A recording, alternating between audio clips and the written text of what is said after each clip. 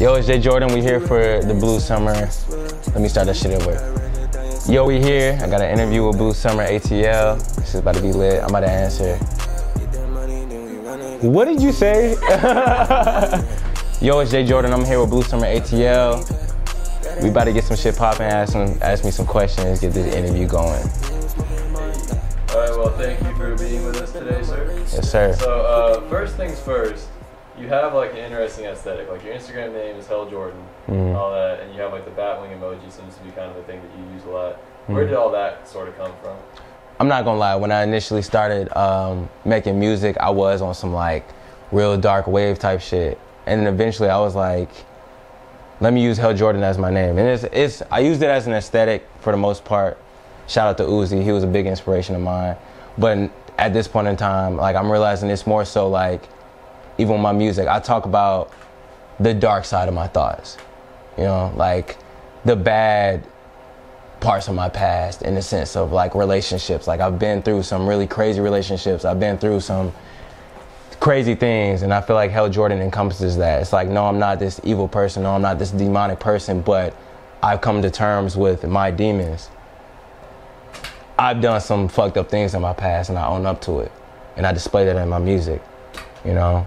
So that's where the name comes from. The Batwing emoji kind of comes from the me seeing myself as a vampire for the most part. Like I come out during the night, I perform during the night. Like you see me at my best when it's nighttime, and I want my other fans to see themselves as that. Because at the end of the day, at the end of the night, that's when you have your best and worst thoughts. You know, when you're chilling by yourself, when you're alone, that's when you have those thoughts.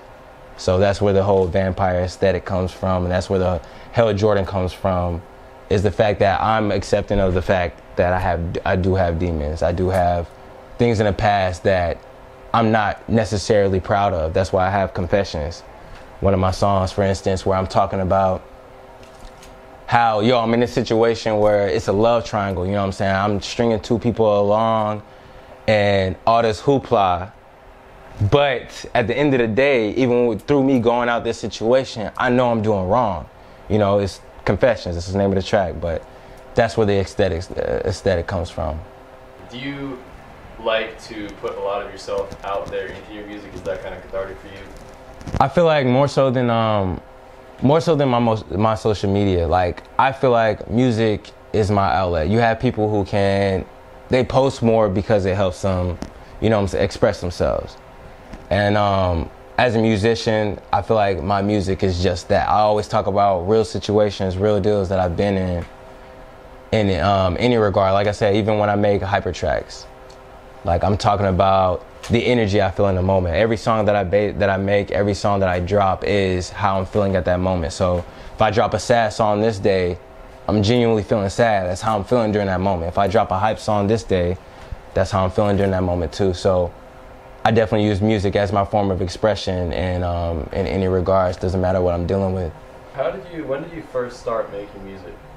And I realized at one point in college, my junior year, I'm like, man, I'm not happy right now. So I'm over here making music in my dorm room. I know it could be bigger than this. You know, I'm dropping songs and I'm getting love, and everybody's telling me like, yo, this is it. Even when I told myself I didn't have the voice for music, I used to genuinely tell myself, I don't know how I would feel dropping a solo track, because I didn't think I had the voice for it. I'll beat myself up. And then it just took me one point where I was just in the car, just on a road trip, and I was just like, I can't be here. Like, college is not for me. I'm not meant for a white collar, and that's no shame for anybody that works a job or anything like that, but I know my calling is in that, and that's the ultimate reason why I decided to leave school and just pursue music as a whole. What is it particularly about music as opposed to white collar work that appeals to you and makes you think, well, this is what I have to do? I feel like music is, as cliche as it sounds, is a way of expression. And I feel like for me personally, I make music that anybody could relate to, you know? Even in the sense of nobody wants to talk about the downsides of their life. You hear music about all the time about, I got this and that, I got this and that, I made it this far, you know what I'm saying? Yeah, I may have came from the mud, but this is where I'm at now. And I feel like even with me, like me being able to make music where I can talk about my past history, and for me to be able to talk about that and put that in the form of music where people can listen to it and they can relate to it, and they can hit me up like, yo, this helped me get through so and so, you know what I'm saying? Or I'm gonna listen to this when I'm doing so and so and so and so. Like that, it really strikes me, you know what I'm saying? And it pushes me, you know, just the fact that people can relate to my music and then apply it to their everyday life. So you mentioned with the whole R. Kelly thing that you were like, I hope it's not just like reality TV to some people. Right. So what do you think about that? Like I said, this R. Kelly thing is viral right now. You know what I'm saying? It's viral. So even with me watching the documentary, the only reason I really watched the documentary is because it was going viral and I wanted to be a part of the conversation. So after watching that shit, I mean, I'm on board with everything. Fuck, you know what I'm saying? Lock this man up. Do anything you need to do to get this man locked up. But I can be honest with myself and say that the only reason I took the time to watch that documentary is because it was popular in the moment. So although that may be good in some sense that you're exploiting this man, you're exposing this man, you're doing all of that, it can also just become another part of the internet, you know, where this is popular for 2 weeks. Even it just relating to anything, music too, you know what I'm saying? Music goes viral, anything, but this is popular for this 2 weeks, and then after that it doesn't exist anymore. That's just the way the internet works. So I want something like this to continue after that. I don't want this to fall part of the, you know what I'm saying, the pattern of everything else. So we are hearing about all these accusations, all these different situations as this stuff is happening. We need to take it serious. Not just as, like I said, reality TV, where this is entertaining us for the moment. We like this, you know what I'm saying? This drama, it's like, oh, it's something to talk about. So I don't want it to fall into that same loop. Like, we need to take this serious. And I just feel like that's just the way the internet works nowadays, is one thing is serious one day, and then if it doesn't pop up on your TL, it doesn't exist anymore. So that's how I feel about that situation. You mentioned that Lil Uzi Vert is one of your big, like, yeah, inspirations. Yeah, I would say even when I first started really searching for my sound, Uzi was definitely an influence. Like, I remember people used to tell me like, oh, this song sounds like Lil Uzi.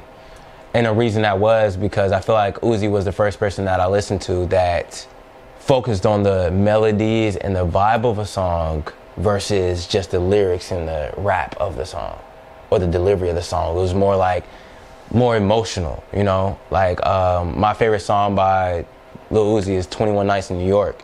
And that's what it's called. Don't quote me on that. But you know what I'm talking about. But that song in itself, I used to listen to it, and it's just like, yo, these lyrics, they're not too like rapidy rap, but he's still conveying whatever message he wants to convey through the sonics of it, like through the way he would adjust his vocals. I would say that's a lot of people's Young Thug. That's why people like Young Thug as much as they do, because he does the same thing. He don't be talking about nothing, but you can feel him with the way he delivers it. And I feel like that's why I cater to Uzi so much, because I've never been that like like just, you know what I'm saying, spitting bars. Then I realized you didn't have to do that. I can convey the same image through like emotion. And I feel like Uzi was one of the first persons I personally encountered that did that well. How do you view social media, and then how do you utilize it with your brand?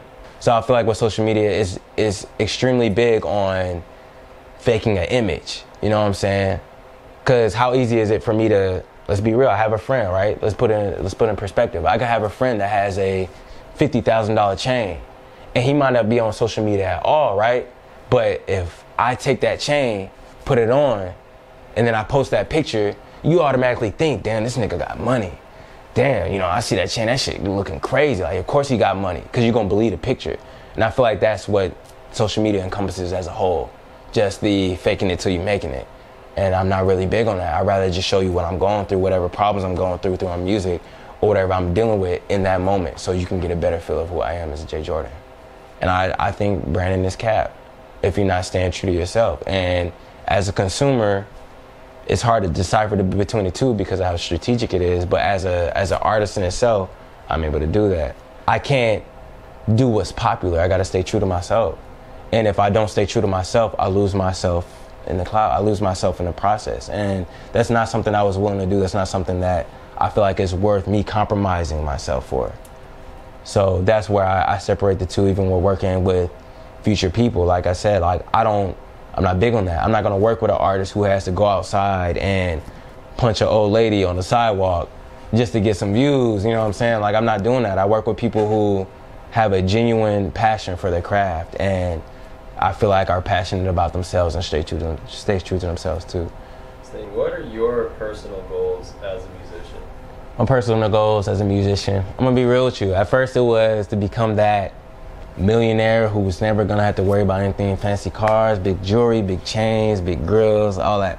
You know what I'm saying? It was all that, like, at a certain point. And then I realized that that also isn't me. You know what I'm saying? I realized that me, like, I used to have the grills, I used to have all that stuff, all the jewelry and everything, but I realized when I would step out, I would have to almost costume myself, you know? Like, when I'm going to a performance or I'm going out to this event, let me pop in my grill because I feel like people gonna like this more. I'm gonna look like somebody people want me to look like. And I just realized, like, it just wasn't true to myself. Like, I'm a laid back guy, you know what I'm saying? Like in my music, I like talking about real deal situations. I like almost being that mediator for people. You can come to me with any problems and I'm gonna also tell you about my problems. Like, we're both human. And I feel like that's a disconnect that celebrities have. Is the fact that you get to this certain point of money and you get to this certain point of power where you feel like you're better than somebody else. And I never want to feel like that. And I felt like when I was throwing in the jewelry, throwing in all that stuff, dressing up to stand out, look better than other people, it became kind of like that. And I just didn't want it to be that. And I was like, I feel like I'm losing myself in the process. And that's why, like I said, I just want my brand to be me. You know, I'm not gonna post anything that you wouldn't see me doing on a normal basis. Now, when that money comes and I'm living that life, that's gonna change because I'm currently living that life. That's what I'm about at that point. I got money now. But up until that point, I'm not gonna fake it. Tell us about your new album. Yeah, so shout out to my grandma, rest in peace. I talked about it on my Instagram a little bit. I didn't touch too much on it, but when I lost my grandma, I felt like that was the pinnacle of me becoming Jay Jordyn. I realized that I had a lot of things to accomplish, you know, and I'm dedicating it to my grandma. With that being said, that's not saying that this project in itself is going to be super sad and it's going to be me talking about my issues and anything like that, but it's more so encompassing the energy that my grandma radiated, the happiness, the sadness, the confusion. And I'm touching up on all that as me because that's what I experienced after she passed. You know, it was enlightening to me. So that's why I'm dedicating this to my grandma. And like I said, you listen to this EP, and it's actually, I'm making it 3 songs. It's a shorter EP, but you're gonna experience the happiness in the song. You're gonna experience the sadness. You're gonna experience the turnness. You know what I'm saying? So I'm just making sure that I encompass the energy that I got from her. It was a hard time, and that definitely motivated what this EP is about. So then you mentioned just now, you said happiness, sadness, and confusion. Mm-hmm. Where is the confusion coming from? The confusion comes in with my grandma's history. The confusion with her. The confusion with my grandma, you know what I'm saying, getting a little bit personal, but my grandma leaving my mom just on her own. You know what I'm saying? The confusion between that. My grandma trying to find her identity, bouncing around, being a free spirit, as I would call it. I relate to that. I'm a free spirit as well, you know? So that's where the confusion comes in. The uncertainty, even now with this music, like, it's easy to feel uncertain, you know what I'm saying? Every day I feel confused, like, am I doing the right thing? Anytime anybody asks me, what you working towards, or are you in college or in school, that's confusion to me, you know? The sadness, when I talk about anything that's happened in my past where I've genuinely felt like the problem. I felt like the toxic person in any situation. That's where the sadness comes in. And then when I step out, when I'm Jay Jordyn, man, like, stepping out, people looking up to me, people hit me up all the time about my music and how it helps them, or I walk into a room and people want to know who I am, the happiness, that makes me feel good. So I just touch up on all 3 subjects in one EP, and it's short. I want to keep it short because I feel like with me having a message, I want it concise. I want it just direct. Like, you're gonna listen to this and you're gonna know exactly what I want to talk about. You're gonna know exactly how I'm feeling. I don't think it needs to be lengthy, you know, but in that same instance, there's gonna be She, and I actually have an album coming out where I basically touch up. She is kind of like the prelude to that, you know, and the album was where I go into a little bit more detail, personal detail about me, Jay Jordyn. And earlier, you also said that you felt like you really felt like you were becoming Jay Jordyn when your grandma passed. What do you mean by becoming Jay Jordyn? I feel like after my grandma passed, I was really becoming Jay Jordyn in the sense of there was a situation where I realized that in my family, or just with my siblings, that I was the person that they looked up to. I felt like when my grandma passed, I had to be the rock, you know? I had to be the anchor. Like, I'm going through the same shit as everybody else in my family right now, but I realized, like, they need somebody to talk to. I gotta be able to put my emotions to the side, you know what I'm saying, just for a little bit so I can help my siblings get through what they're going through, the same thing I'm going through. With that in turn, I feel like that kind of held me back in the sense of coming to terms with my grandma passing. That's why it took me so long. It took me years. Even to this day, I still haven't coped with it because I feel like I took time to cope with them. And that's what Jay Jordyn is. Like, that's what Jay Jordyn encompasses, is the fact that I'm here for anybody. You know, that's why I talk about in my music. Like, you're going through something. I got this song called Supermodel that's actually on She. And it's a track just talking about IG models. Let's just be real. It's just IG models and just that life, what that encompasses. Where I'm like, basically saying like, she don't want to be a supermodel. She'd rather be shaped like a Coke bottle. You know, where you think living this life, you gotta change the way you live in, or the way you post. You gotta edit these pictures so you're shaped like this, and you gotta look like this, and you gotta go get this stuff done in you. But on the back end, you're unhappy. You know what I'm saying? So that's what that whole song is encompassing. It's just like a cry for help in the sense of, if this is not what you want to do, I'm here for you. You know what I'm saying? Any of my fans and supporters I talk about all the time, you can hit me up. You're going through anything, whether it's personal, whether it's not. I'm here for everybody. I'm human just as well. So that's what my whole... So you were saying that you felt like you kind of needed to be a rock for your family, but now you're kind of like also, it's like you like being a rock for your fans. So is part of your thing that you do with music is trying to create a platform where people who are going through similar shit have someone they can talk to, or someone they can, even if it's just musically, just lean on? Absolutely. And I don't want it to be a thing where, like, I'm not depressed. You know, I don't want that image. Jay Jordyn's not depressed. I'm a happy ass nigga. But that comes from the fact that I had to come to terms with myself. I had to address my problems immediately, whether that was through my songs, whether that was me personally addressing them. You know, I had to address them immediately. And I want my fans to understand that you doing the same thing. Like, I know it's scary. I know it's hard to hit that problem head on, you know, but it only gets better from there. You address that and you know what I'm saying, adjust the way you live in accordingly, and it just gets better. So me being that anchor, I went through the whole phase of, I felt like an anchor. A lot of people feel like that. A lot of people feel like my problems don't matter because people have problems around me, you know? And I want to be helpful. I want to help them. I want to be the helping hand. I'm a generous guy, so anybody else's problems are bigger than mine, you know? So with that being said, I've been able to separate the two. Like, I have Jay Jordyn and I have the real me. But Jay Jordyn, I want him to be that helping hand because I know how hard it is to deal with problems alone. And I had a lot of issues I had to deal with alone, and one of the biggest ones was my grandma passing. So with that being said, I'm the anchor, I'm the rock. If you need to talk to anybody, I'm that guy. My last remaining message for anybody is that I'm Jay Jordyn. I'm like any best friend you have, any parent that you have. Like, I'm just like you. You know what I'm saying? I don't want you to necessarily look up to me. You know, I don't want to be revered as a celebrity that's distant.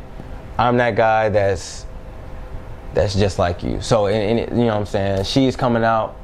It's a very personal project to me compared to any other project I've dropped. I dropped Boyfriend from Hell. I dropped Love Jordan. But she is a little bit more personal, dedicated to my grandma Rhina.